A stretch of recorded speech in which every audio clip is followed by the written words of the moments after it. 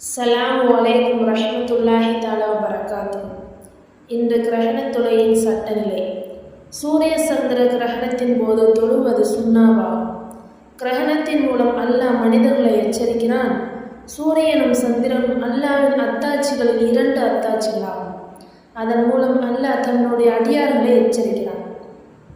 அல்லாஹ் கூறுகிறான், வமா நுர்சிலு பில் ஆயாத்தி இல்லா தஹ்ஃபீஃபா.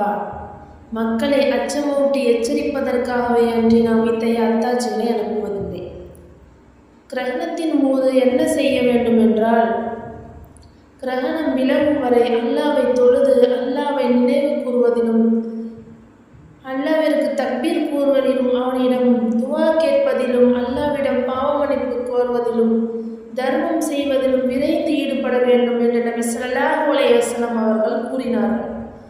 அஸ்ஸலாமு அலைக்கும் வரஹ்மத்துல்லாஹி தஆலா வபரகாத்துஹு.